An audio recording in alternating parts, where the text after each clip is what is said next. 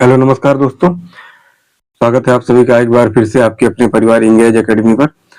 दोस्तों हम जो है बिहार के बारे में पढ़ रहे थे, ठीक है। और हमने जो है इससे पहले वीडियो में जनजातीय आंदोलन जो है खत्म कर लिया था और आज हम पढ़ने वाले हैं किसान आंदोलन के बारे में, ठीक है। तो बिहार के जो प्रमुख किसान आंदोलन है, ठीक है, उसको जो है हम इस वीडियो में कवर करेंगे। आइए दोस्तों शुरू करते हैं। बिहार के प्रमुख जो है किसान आंदोलन। देखिए, बिहार में किसान आंदोलन भारतीय स्वतंत्रता संग्राम का एक अत्यंत महत्वपूर्ण अध्याय रहा है। बिहार की उपजाऊ भूमि और जमींदारी प्रथा के कारण यहाँ के किसान लंबे समय तक शोषण का शिकार रहे, जिसके परिणाम स्वरूप कई सशक्त आंदोलन हुए। ओके दोस्तों, देखिए यहाँ बिहार के प्रमुख किसान आंदोलनों का ब्यौरा जो है और प्रस्तुत किया गया है। पहला जो किसान आंदोलन है जो सबसे चर्चित रहा दोस्तों, वो चंपारण सत्याग्रह, ठीक है, 1917, ठीक है। इससे पहले हमने जो है चंपारण सत्याग्रह जो गांधी जी का योगदान था बिहार में, उसमें जो है विस्तार पूर्वक चर्चा कर ली थी चंपारण सत्याग्रह के बारे में, ठीक है। और यहाँ हम जो है इसका एक ओवरव्यू देखेंगे। देखिए, चंपारण सत्याग्रह 1917 ये किसान आंदोलन था। यह न केवल बिहार बल्कि भारत का पहला बड़ा किसान आंदोलन था जिसने भारतीय राजनीति की दिशा बदल दी। कारण यूरोपीय नील बागान मालिकों द्वारा 3 कठिया पद्धति जमीन के 3/20 भाग पर नील की खेती जो है वो अनिवार्य थी, के तहत किसानों का शोषण किया जाता था, ठीक है दोस्तों। तो इसमें जो है 3 कठिया पद्धति थी, यानी कि आप जो है अपनी जमीन पर 3/20 भाग पर जो है नील की खेती आपको करनी ही करनी है, ठीक है। ये यूरोपीय नील बागान मालिक जो थे वो किसानों के ऊपर, बिहार के चंपारण के जो किसान थे उनके ऊपर जबरन थोप दिया था, ठीक है। उसके विरोध में जो है दोस्तों फिर जो है राजकुमार शुक्ल जी ने इनको जो है गांधी जी को वहां आमंत्रित किया और फिर जो है सत्याग्रह की शुरुआत हुई, ठीक है। चंपारण सत्याग्रह 1917। देखिए, इसका नेतृत्व महात्मा गांधी जी के द्वारा किया गया राजकुमार शुक्ल के नियंत्रण पर, ठीक है। ये चंपारण आए थे। परिणाम क्या हुआ इसका, तो देखिए चंपारण कृषि अधिनियम पारित हुआ और नील की खेती की अनिवार्यता समाप्त कर दी गई, ठीक है। और 25% इसमें जो है दोस्तों मुआवजा दिया गया था, ठीक है, किसानों को।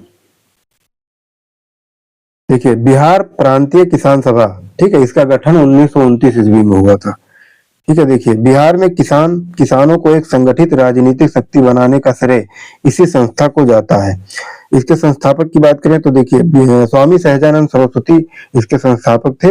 उन्होंने 1929 में सोनपुर मेले के अवसर पर इसकी स्थापना की। उद्देश्य जमींदारी प्रथा का उन्मूलन, लगान में कमी और किसानों को उनके अधिकार दिलाना, ठीक है। इस जो है किसान सभा का जो है प्रमुख उद्देश्य था।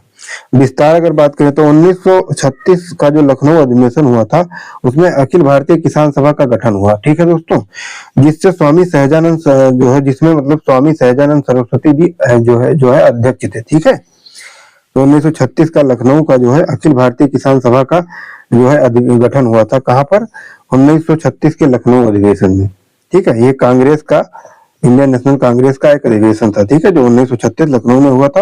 और यहीं पर अखिल भारतीय किसान सभा का जो गठन हुआ था और उसमें जो है स्वामी सहजानंद सरस्वती जी अध्यक्ष के रूप में चुने गए थे, ठीक है।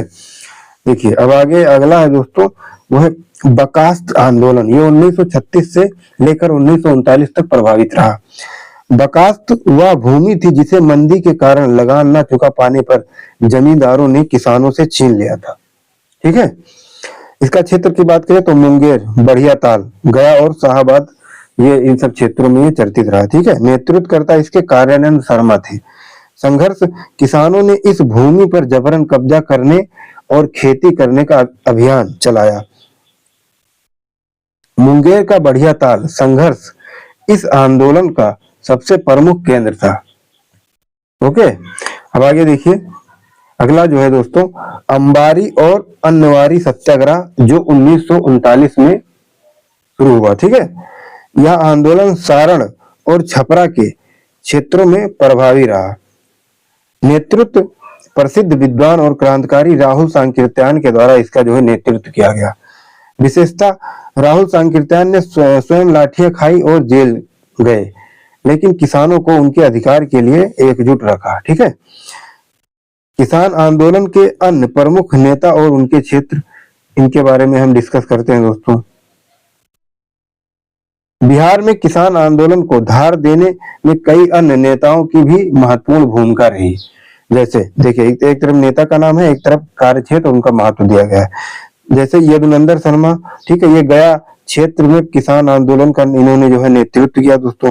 पंडित यमुनाकारी, इन्होंने जो है मधुबनी और दरभंगा क्षेत्र में किसानों को संगठित किया।